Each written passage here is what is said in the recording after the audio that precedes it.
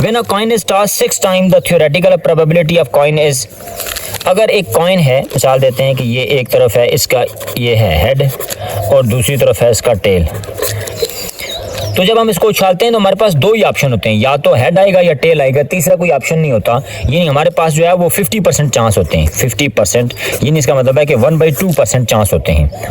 अब अगर वो 6 दफ़ा हम उसको उछालें या 600 दफ़ा उछालें, हमारे पास चांस 1/2 ही रहेगा, यानी 50% ही रहेगा। तो option A is the right. Find x if log 5 की power 1/125 is equal to x। हमने log 5 की power 125 is equal to x में x की वैल्यू फाइंड करनी है। अब इसको हम कैसे फाइंड करेंगे, देखें, log 5 की power 125 is equal to x। अब इसका मतलब ये है कि 5 की power x is equal to 125। अब हम 125 को देख लेते हैं। 125 को अगर हम पावर में लिखें तो हम लिख सकते हैं कि 5 मल्टीप्लाइड बाय 5 मल्टीप्लाइड बाय 5 ये 125 होता है, यानी 5 की पावर 3 ये 125 होते हैं। यही हाल हम यहाँ पर करते हैं। 5 की पावर x बराबर है 5 की पावर 3, 5 क्यूब। अब बेसिस सेम हैं तो पावर्स भी सेम होगी। 5 इज इक्वल टू 5 और x की कीमत हो जाएगी 3, x बराबर हो जाएगा 3, यानी ऑप्शन डी। 12वां सवाल है, Nida had 3/12 of a pizza, she gave 1/8 of it to her friend Madiha, find what of the whole pizza did Madiha get. एक पिज़्ज़ा है निदा के पास, उसके पास पूरा पिज़्ज़ा था, निदा के पास उसका 3/12 हिस्सा था, यानी निदा के पास जो है वो 3/12 हिस्सा था। अब इसने इसमें से 3/12 में से 1/8 उसने अपनी फ्रेंड को दे दिया। तो हमने पता करना है कि टोटल पिज़्ज़ा में से जो मदिया का हिस्सा है वो कितना बनता है। हम देख लेते हैं कि ये निदा के पास है, उसने अब ये दे दिया है 1/8 अपनी दोस्त को दे दिया है। 1 3 is 3, 4 3 are 12,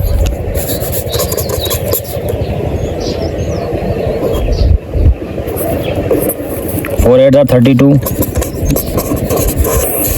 तो उसने अपनी दोस्त को जो 1/8 दिया था अपने हिस्से में से, वो टोटल पिज़्ज़ा में से 1/32 बनता है। Nadia has a rectangular frame, the frame is 12 centimetre long and 8 centimetre wide. Nadia के पास ये कोई फ्रेम है, 12 सेंटीमीटर लॉन्ग है और 8 सेंटीमीटर वाइड है।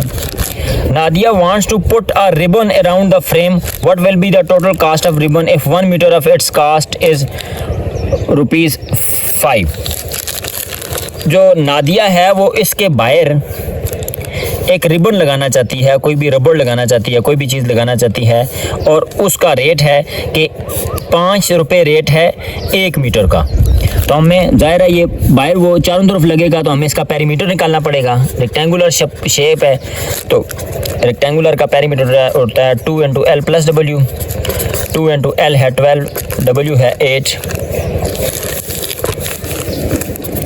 2 × 20 और 22 are 40, यानी टोटल जो लेंथ है हमारे पास वो 40 मीटर है।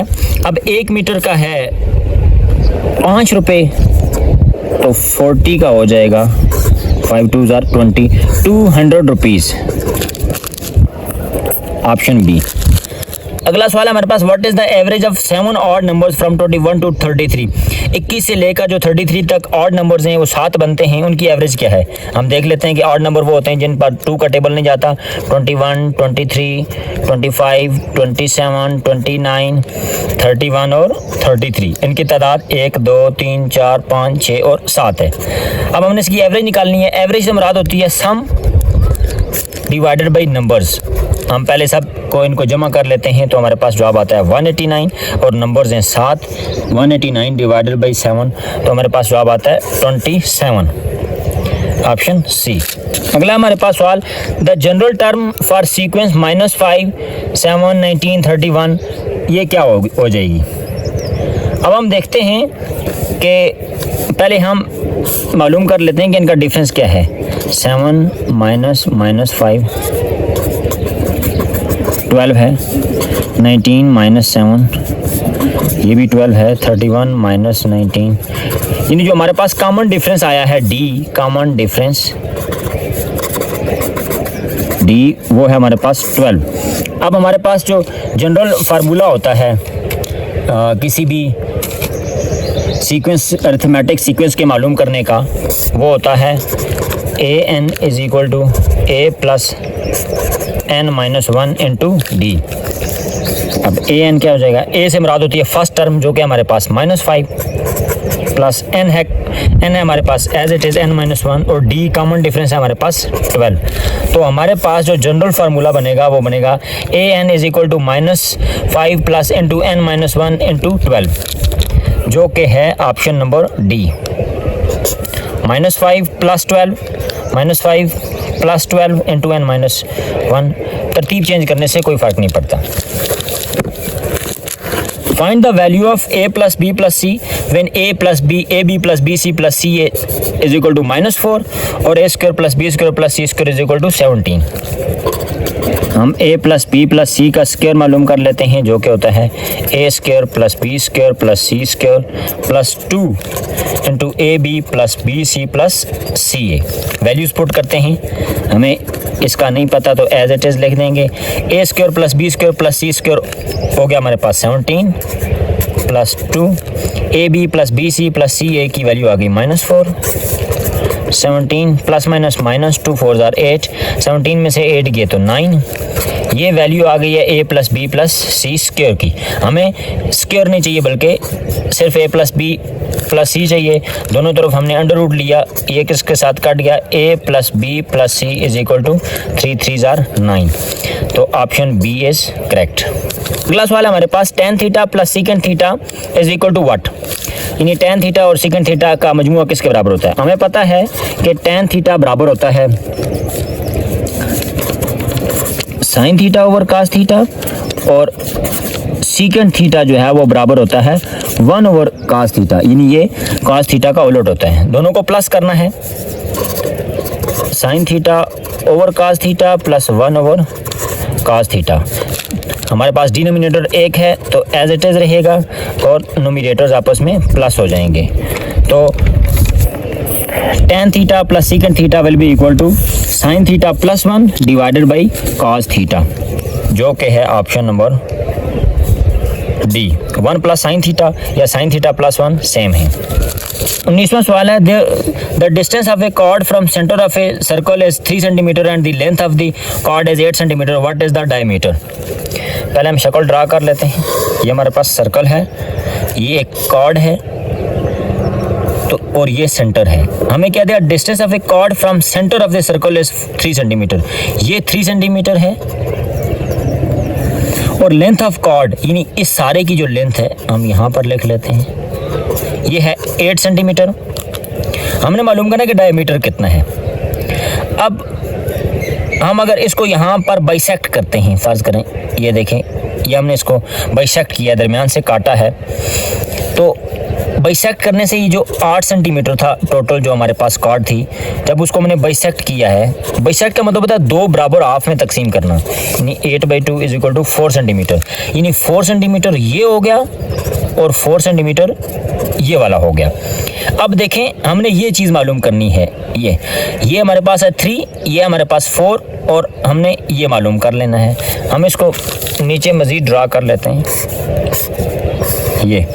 ये हमारे पास है 4 ये वाला और ये वाला हमारे पास है 3। अब देखें कि ये राइट एंगल ट्राइंगल बन गई है। हम पाइथागोरस थ्योरम लगा सकते हैं कि हाइपोटेन्यूज का square is equal to base का स्क्वायर प्लस परपेंडिकुलर का स्क्वायर।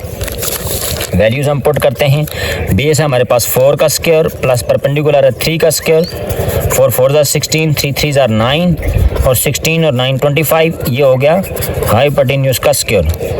दोनों की तरफ अंडर रूट ले लेते हैं, हाइपोटेन्यूज इज इक्वल टू 5 5 ज़ार 25, यानी जो हमारे पास ये वाली लेंथ है वो आ गई है 5 सेंटीमीटर। अब हमें ये वाली लेंथ मालूम हो गई है, ये है 5 सेंटीमीटर। हमने मालूम क्या करना है, व्हाट इज़ द डायमीटर। हमने डायमीटर मालूम करना है, तो चूंकि ये रेडियस है तो रेडियस को डबल करते हैं तो डायमीटर होता है, इसलिए अगर रेडियस है 5 सेंटीमीटर तो डायमीटर हो जाएगा 5 2 ज़ार 10 सेंटीमीटर, और जो कि है ऑप्शन सी। अगला सवाल है, which of the following statement is true about point A 3 4 6 4 और 4 6 कि ये कोलिनियर हैं, आइसोसेलेस हैं, इक्विलेटरल हैं या स्केलियन ट्रायंगल हैं। इसके लिए हमें पहले तीनों की लंबाइयाँ मालूम करनी पड़ेंगी।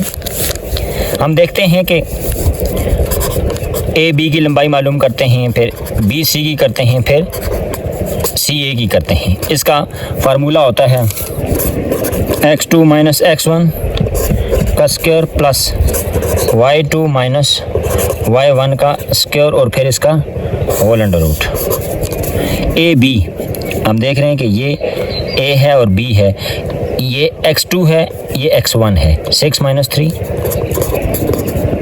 का square plus y2 y1 4 minus 4 का स्क्वायर, 3 का स्क्वायर प्लस 0 का स्क्वायर, 3 3 ज़ार 9 अंडर रूट ले लिया, तो ये आ गया हमारे पास ए बी की वैल्यू आ गई 3। अब बी सी की मालूम कर लेते हैं।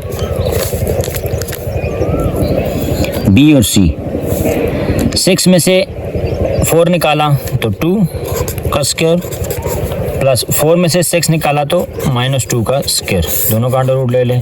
2 2 ज़ार 4 2 2 ज़ार 4 is equal to under root 8। और तीसरा हमारे पास ए सी 4 में से 3 निकाला 1 का स्क्वायर, 6 में से 4 निकाला 2 का square under root 1 plus 4 is equal to 5 का अंडर रूट। हम देख रहे हैं कि ये ए बी है, ये बी सी है, ये सी ए है, तीनों की लंबाइयाँ मुख्तलिफ हैं। तो ऐसी ट्रायंगल के जिसकी तीनों साइडें मुख्तलिफ होती हैं उसको हम स्केलिन ट्रायंगल कहते हैं। तो इस तरह ये ऑप्शन 4 दुरुस्त है कि these points form a scalene triangle.